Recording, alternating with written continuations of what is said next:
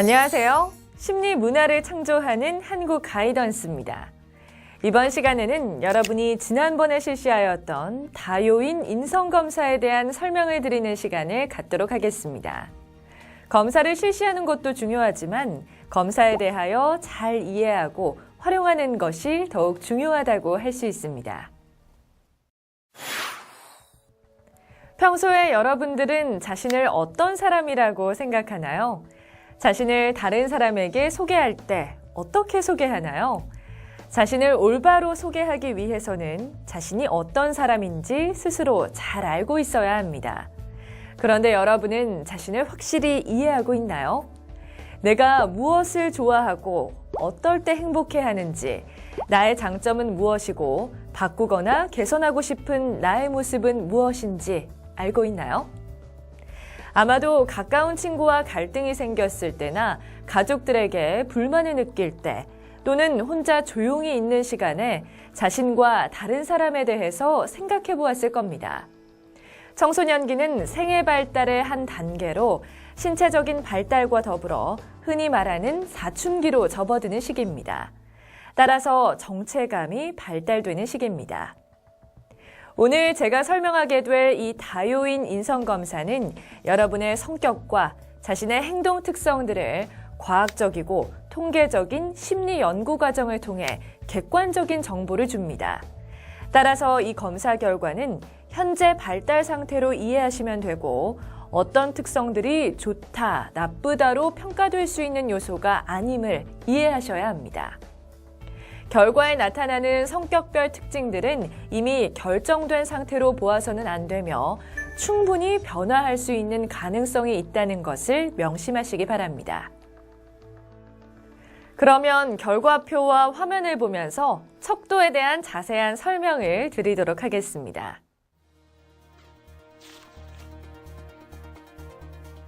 다요인 인성검사에서 가장 주의 있게 보아야 할 척도는 무작위 반응, 즉 검사 신뢰도입니다. 여러분이 얼마나 검사를 신뢰할 수 있도록 솔직하게 검사에 임했는지 알아보기 위한 척도로 여기에 보면 T점수와 백분위 점수가 있는데 여기서 T점수에 대한 설명을 먼저 해드리겠습니다. 심리검사에서 주로 쓰이는 환산점수로 평균을 50점을 기준으로 하며 표준 편차를 10점으로 하는 점수 체계입니다. 이렇게 설명을 드리니 왠지 더 어렵게 느껴지시죠? 쉽게 설명드리면 T점수는 50점이 평균이고 40에서 60점 사이에 해당하는 점수가 보통 수준임을 의미하는 점수입니다. T점수가 높을수록 해당 특성들이 또래 학생들에 비해서 강하다는 것을 의미합니다.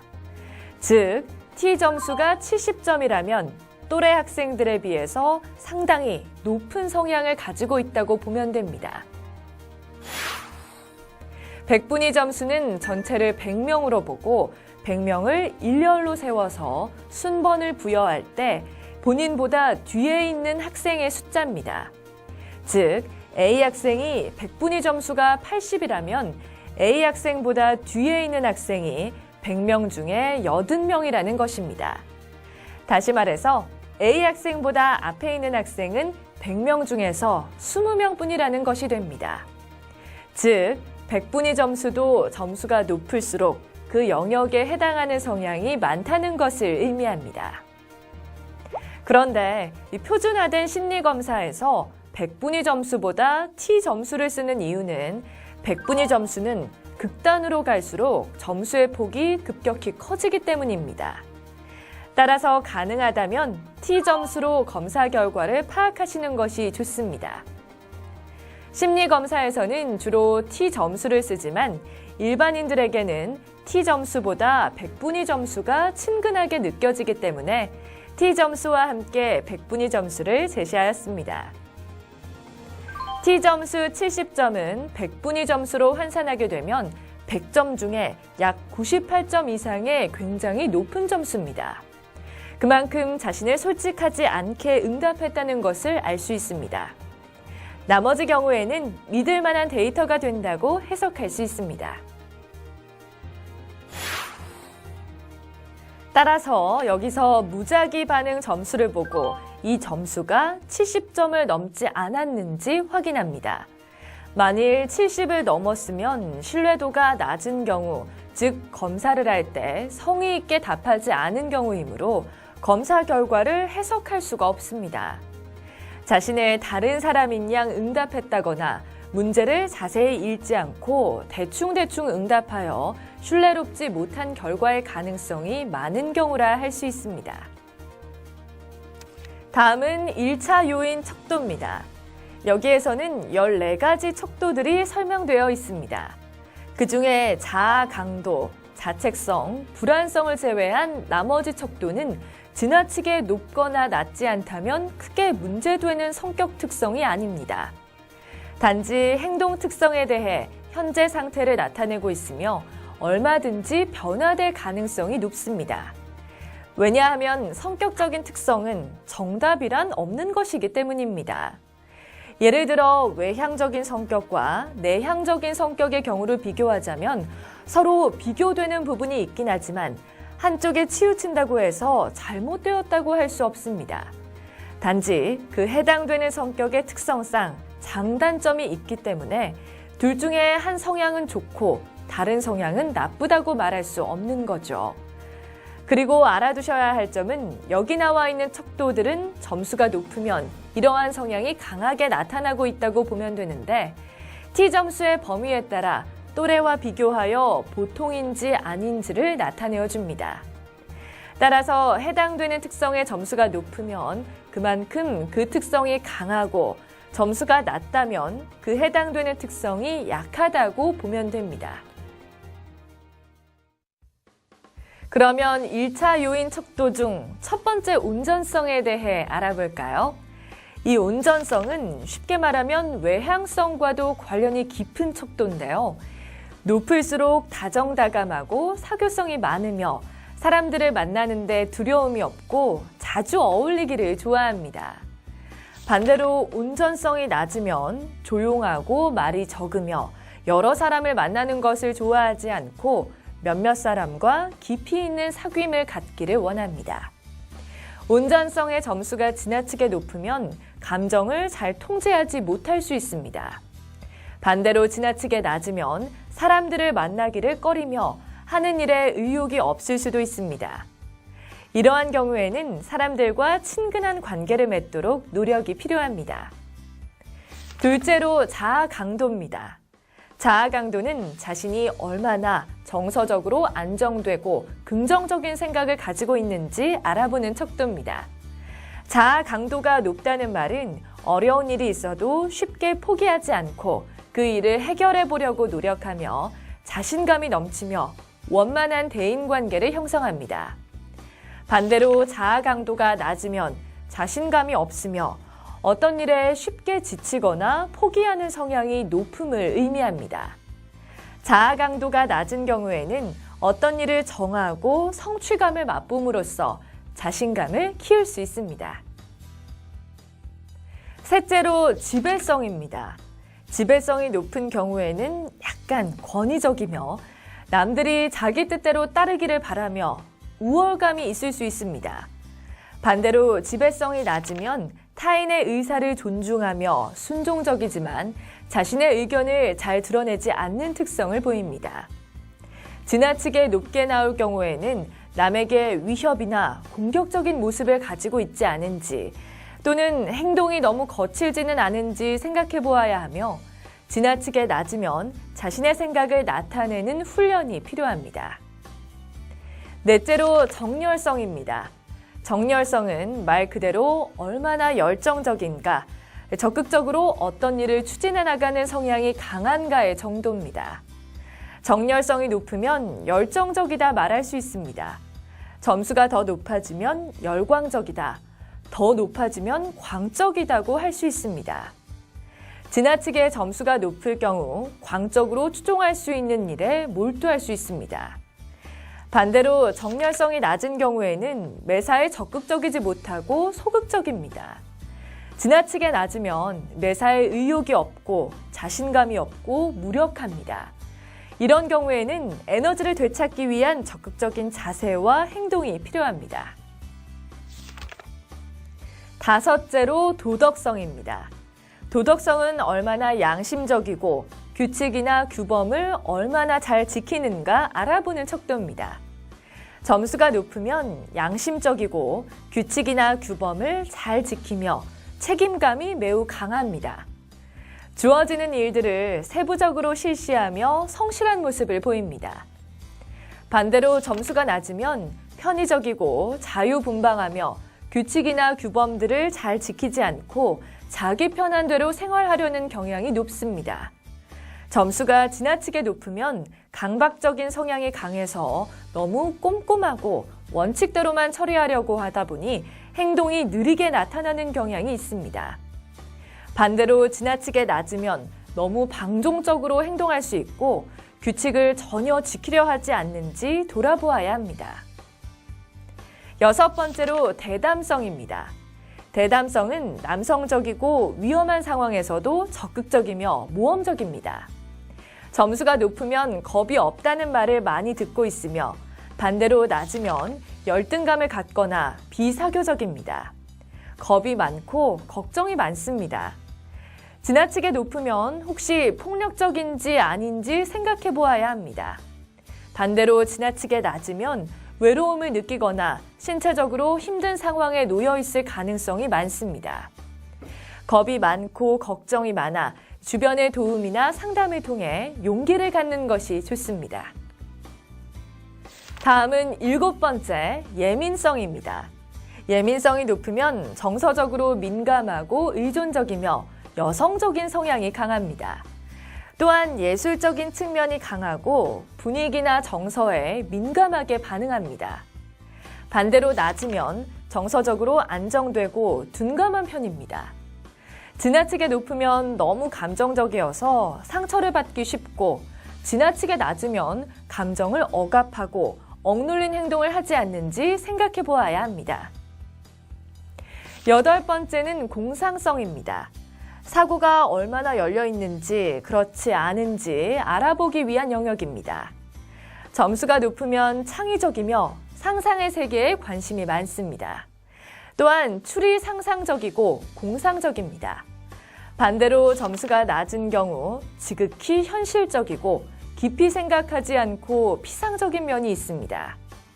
지나치게 높으면 현실에 부적응할 수 있으며 지나치게 낮으면 삶이 지루하고 무미건조하며 창의적인 생각이 적어서 감정적으로 메말라 있을 수 있습니다.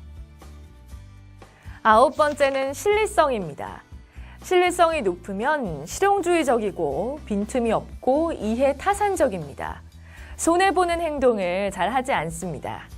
반대로 낮으면 순진하고 다정하고 남에게 배려하는 마음이 높지만 분별력이 없고 감상적입니다. 지나치게 높으면 타인에 대해서 배려심이 매우 부족하여 대인관계가 어려울 수 있습니다. 너무 낮으면 세상 물정에 어둡고 사람들에게 이용당하기 쉽습니다. 열 번째는 자책성입니다. 자책성이 높으면 죄책감을 느끼는 정도가 높다는 의미인데 자기 확신이 부족하고 자기 비판적이며 부정적인 생각을 자주 품습니다. 반대로 낮으면 평온하고 자신감이 있으며 쾌활한 경향을 보입니다. 지나치게 높을 경우 자신을 매우 비하하고 우울감에 빠져 있을 가능성이 높습니다. 이럴 때 주변의 도움을 받을 필요가 있습니다. 반대로 너무 낮다면 상대방을 이해하는 공감 능력이 떨어져서 다른 사람의 불편함을 이해하지 못하는 경우가 많습니다. 11번째는 진보성입니다. 얼마나 진취적인 경향이 있는지 알아볼 수 있으며 현실 인식 정도를 나타냅니다. 높은 경우 지적 해결 문제나 변화나 개혁에 대한 관심이 높고 이를 추구하는 경향이 높습니다. 반대로 낮은 경우에는 전통을 중시하고 변화를 싫어합니다. 그리고 분석적인 일에 관심이 적습니다. 지나치게 높으면 비판적이며 공격적이고 충돌적일 수 있습니다. 지나치게 낮으면 융통성이 부족하여 판단력, 통찰력이 부족할 수 있습니다. 12번째는 자기 결정성입니다. 의사를 결정할 때 자기 중심적인지 상대방 중심적인지 알 수 있습니다. 높으면 자기 중심적이고 혼자 결정하고 판단하는 경향이 높으며 낮으면 다른 사람들과 함께 의견 교환을 통하여 결정하기를 좋아합니다.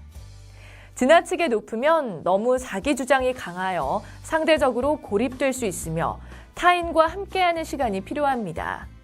반대로 지나치게 낮으면 남에게 의존하는 경향이 있어서 자기 주도적이지 않습니다. 13번째는 자기 통제성입니다. 얼마나 절제 있고 신중성이 있는지 알아보는 척도로 높으면 사회적인 지각을 가지고 신중하게 행동합니다. 반대로 낮으면 의지력이 약하고 주의가 산만하여 집중하기 어렵습니다. 인내하는 마음이 부족합니다. 지나치게 높으면 완벽주의 기질, 편집적 경향, 강박적일 수 있으며 여유가 없습니다. 반대로 지나치게 낮으면 스트레스에 약하며 충동과 불안에 대해서 통제하는 마음이 적습니다. 마지막으로 14번째는 불안성입니다. 정서가 안정적인지 그렇지 않은지 알아보는 척도입니다. 높으면 쉽게 긴장하고 불안해하며 좌절합니다. 반대로 낮은 경우 안정감이 높고 좌절감이 없습니다. 지나치게 높으면 불안장애가 있을 수 있으며 걱정이 많습니다. 지나치게 낮으면 긴장해하지 않고 너무 억압된 감정이 숨겨져 있을 수 있습니다.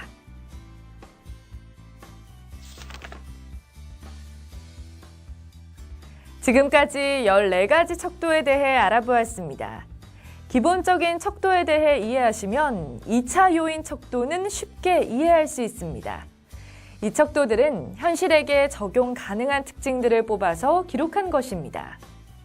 여기에서 주의할 것은 약한 불안 영역에서 불안 정도가 약하냐, 강하냐 정도를 알아보는 부분이므로 약한 불안은 불안감이 낮고 스트레스에 강하며 만족하는 생활을 하고 있음을 나타냅니다.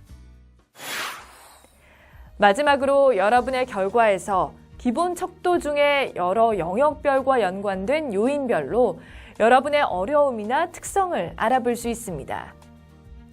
대인관계는 온전성, 지배성, 대담성, 실리성 등이 모두 낮게 나올 경우 사람들을 두려워하고 겁이 많고 소심하며 매사에 부정적이고 우울해하는 경향이 높습니다. 특히 정열성이 낮고 자책성, 불안성이 높은 경우에는 여러분이 고민하는 부분들을 혼자만 갖고 있지 말고 꼭 상담이나 주변의 도움을 통해 꼭 해결하시기 바랍니다. 그리고 도덕성이 너무 낮고 자책성이 높은 경우에는 혹시 규칙이나 규범들을 너무 지키지 않고 마음대로 행동하지는 않는지 스스로 생각해 보아야 합니다. 이상으로 각 척도에 대한 설명을 드렸습니다. 종합 소견을 참고하여 자신의 현재 성격 특성을 파악하고 자신의 강점과 약점을 잘 파악하여 자신의 올바르고 건강한 마음과 성격을 개발하도록 노력하여야 하겠습니다. 또한 여러분의 성격 특성에 맞는 직업이나 진로를 선택하는 데 있어서도 다요인 인성검사는 많은 도움을 드릴 수 있습니다. 지금까지 다요인 인성검사의 하위 요인과 활용 방안에 대해 알아봤는데요. 설명을 잘 들은 학생들은 자신의 결과에 대해서 잘 이해했을 텐데요.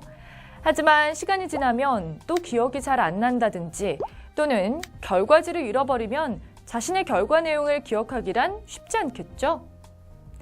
그래서 한국 가이던스는 여러분들의 검사 결과를 인터넷으로 다시 확인할 수 있도록 개개인의 사이버방을 만들어 놓았습니다. 결과표 좌측 하단에 보면 접속 번호가 있을 것입니다. 이 접속 번호는 개인마다 고유한 번호가 부여되게 되며 이 접속 번호를 한국 가이던스 홈페이지에 있는 접속 번호 입력란에 입력하시면 자신의 결과를 확인할 수 있도록 무료로 지원이 되고 있으니 언제든지 가이던스 홈페이지를 활용하시기 바랍니다. 지금까지 다요인 인성검사에 대한 척도와 결과에 대한 설명을 해드렸습니다. 여러분의 성격에 대해 이해가 되었나요? 검사 결과를 올바로 이해하는 것도 중요하지만 이 결과를 바탕으로 자신을 더 아름답게 만들어가는 것도 중요하리라 생각합니다. 사람은 누구나 변화하고 완벽해질 수 없습니다. 완벽해지려고 노력하고 있을 뿐입니다. 자신을 이해하고 자신을 사랑하는 마음을 가진다면 여러분의 미래도 아름답고 더 행복해질 것입니다. 지금까지 들어주신 학생 여러분 수고하셨습니다. 감사합니다.